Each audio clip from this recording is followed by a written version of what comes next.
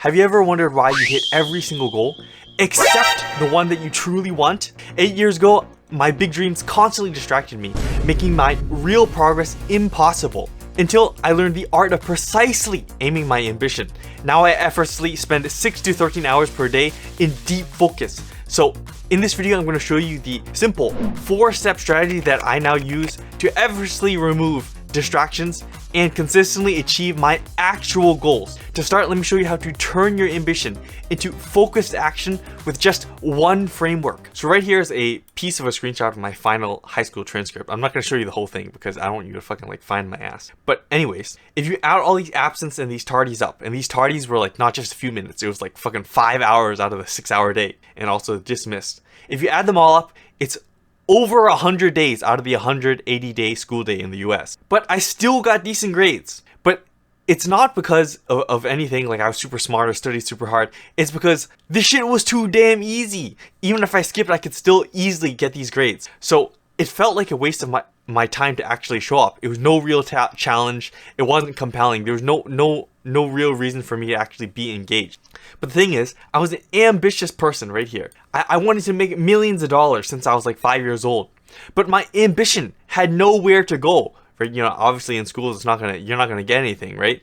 So I did the obvious thing. So instead of going to school, I used all my free time and not made millions. I went instead and just played games all day long. And then, oh fuck, obviously it just felt bad for not achieving anything. So what I learned is your distractions stem from the exact same root cause. You have this super powerful engine, your ambition, that wants to achieve great things, but it's not connected to the right goal. So you're achieving the wrong thing right now, and you easily get pulled away to distraction. And of course, this feels like a waste of your potential, feels a waste of your ambition, because it literally is. You are literally wasting it like I did. So the question now becomes, how do you make sure you never waste your ambition on distractions again? Let me show you how to actually diagnose your ambition. And there's usually two main problems that are making you distracted. The first one is your lamp even plugged in? What I'm calling an ambition lamp is the way to diagnose it. So you need a clear ambition to actually power your ambition. So that's something like help with X problem to get Y result without needing Z frustration. You need something this specific, not some vague, weird thing like I want to be successful, I want to make money, I want to own a business. That's way too vague. It doesn't give enough power to your lamp to actually illuminate any problem, give any value to anybody. And the second problem is your lamp even bright enough? So if you assume that this light here that the bulb gives off is sort of illuminating problems for people, and the area it covers is how many problems you're actually solving, then if it's only a little tiny area and you don't really give a shit, a good example is if you created an ambition I help home owners and maintain the perfect grass height without needing to spend any time. You're basically just cutting people's grass, which is fine, but it's obviously a very small area. You can only just personally help people mow lawns. You're not going to affect that many people, and that'll create a situation where, just like me, which caused me to skip 100 days in school, is going to make you not really want to do this, not feel very motivated. Versus you can make something like this, which is I help landscapers make more money without needing to hire more people.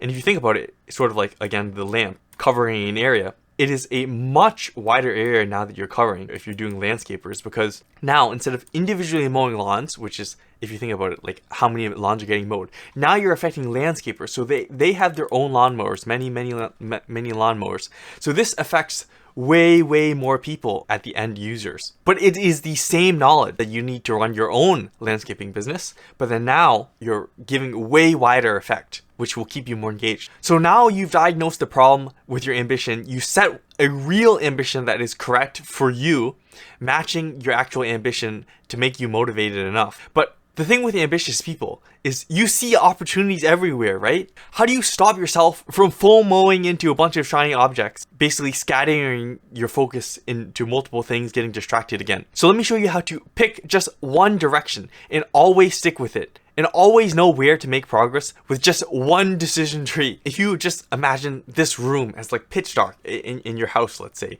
and you have a friend sleeping on your couch here in the middle of the night, I don't know, fucking couch surfing or some shit.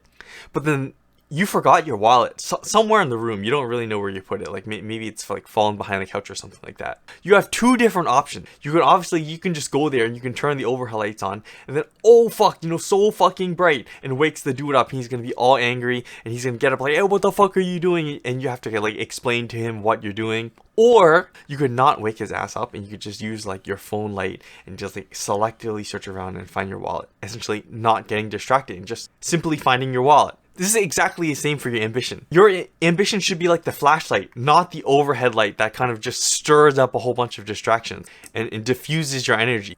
You need a focused beam like the flashlight. So the question now becomes, how do you effectively aim your ambition light so you don't just go wide and actually create distractions for yourself? There is just a simple decision tree, and the first step is to just pick a goal. So just like you picked your goal to find your wallet, you can pick something like, I don't know, learn to code. Then you go into an alignment check. So you ask yourself, does this really align to you, or is it some sort of external pressure, like, oh, you're trying to get rich quick, or like, oh, everybody else is doing it, so I should do it? If the answer is no, then you need to pick something else. Like, for example, if your goal is to find the wallet, you're not going to be like shining on the ceiling, right?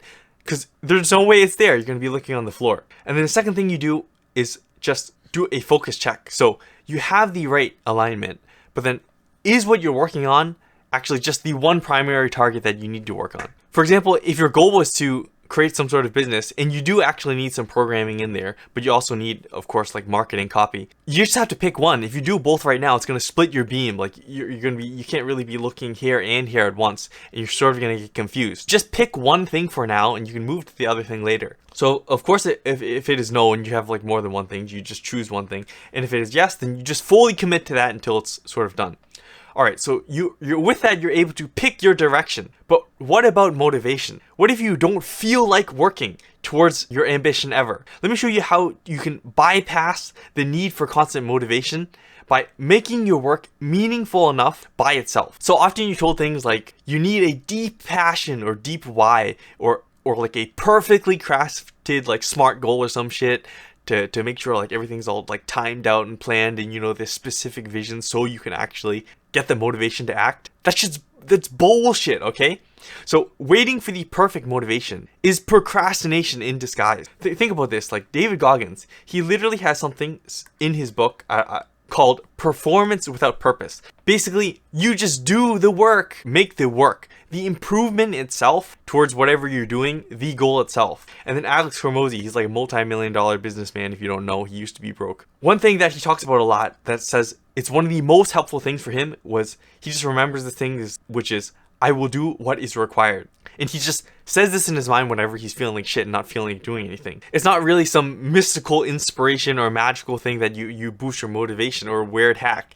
It's just simply doing what is required. You do what you need to do to get your ambition if you really want it. So again, your ambition is like a light. The purpose isn't some like grand feeling. The purpose is just fucking shining, right? Like think about a light. The purpose of the light is to just shine. So that's the reason you need. That's the only reason you need. So the question becomes, how do you just fucking shine? How do you actually make shining itself feel good, even if you don't feel like it? And the first part is to simply find the on button for the light.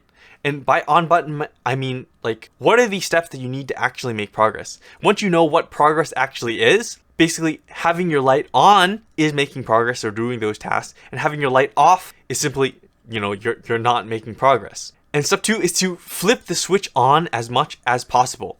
So you just want to keep it on, which means you always want to make progress. Even if it's the absolutely smallest thing you could possibly think of, like right now, like just open the software that you need to use, or just open your browser, or just type one sentence, or just make one picture, or just talk to one person. And the next step is just to stay on. Focus on the act of doing these tiny steps, the next step, the next step, the next step. The feeling of motivation then follows the action, not the other way around. So just by keeping this light on, making you progress, this will help you work on bigger and bigger tasks, making more and more progress over time, making you basically shine more light. Your ambition will be brighter, solve more problems for people. Okay, so now you're consistently acting towards your ambition, even without motivation. But inevitably, you're gonna hit something really hard, something that makes you feel like absolute shit, makes you doubt yourself, makes you doubt the ambition that you initially set, and makes you think that you're gonna fail and go towards some shiny object or some other distraction. How do you actually just push through this resistance so you can actually like truly level up, because these hard tasks are where you truly make the most progress towards your ambition. Again, if your ambition is like a light, on the edges, the dark edges of the light, sort of all the way over here or all around the edges, that's the kind of stuff that is the most uncertain, the hardest thing. But if you start to illuminate this part, or basically solve the problems here that are the most uncertain, that makes you the most progress. It makes you shine the brightest. So the question is, why does anyone venture into these dark parts? So think about this.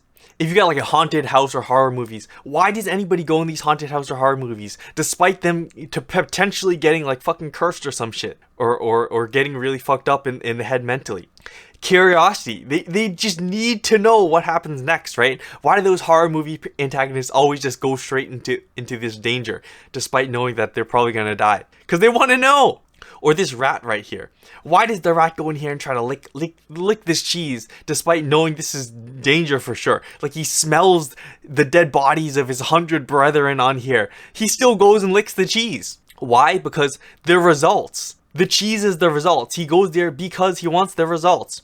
Or why does this mountain person go and try to climb Mount Everest, endure the risk of potentially freezing death? You know, he's probably just gonna freeze and die up there, right? It's because the competition and status of being able to do this, being able to just simply do something that a lot of people, like 99% of the population, hasn't done, gives him the status that he's chasing after, which allows him to forego that danger, that uncertainty. So basically, we need to exploit the curiosity, the results, and then also the status or competition in order to overcome any of the difficult tasks from our ambition. So how do you actually weaponize these psychological drivers for the hardest tasks in your ambition? Starting first off with the curiosity. So realize that by solving the problem, you're basically illuminating a dead spot in your ambition. And you can most effectively spark this curiosity and illuminate this dead area in your light by simply opening up the work. If you open up the work for this hard task, maybe not even commit to doing it yet. Just pick a day and just open it up.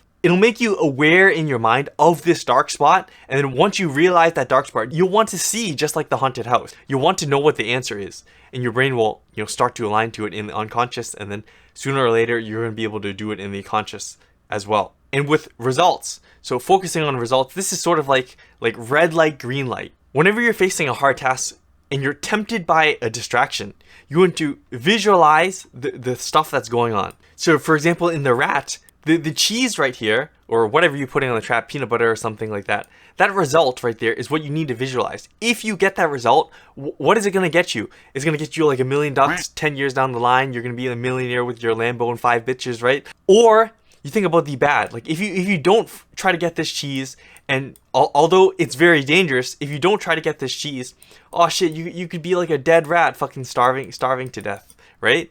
And you visualize that. Like if you go into your distractions, waste a whole fucking bunch of time, you're gonna have regret, and your goal's gonna get further away. It's like the snap trap snapping on you or some shit like that, right? And the last part is framing in a way that gives you status. It's sort of like you have like a big light or small light. You need big light energy, just like big dick energy. Consciously view competing on the hard tasks, anything under your light, as getting ahead, getting something that someone else hasn't done already. Every single difficult task you overcome is basically something that other people won't do, a step that other people won't take. Just like climbing Everest separates you from all those other people, this competition framing will fuel you, give you like big light energy to keep on going, because you know the results of the other end, simply because other people won't do it. So now you can tackle even the hardest problems towards your ambition, because you're leveraging these core human psychological drivers and just leaving those distractions behind. But the thing is, maintaining this focus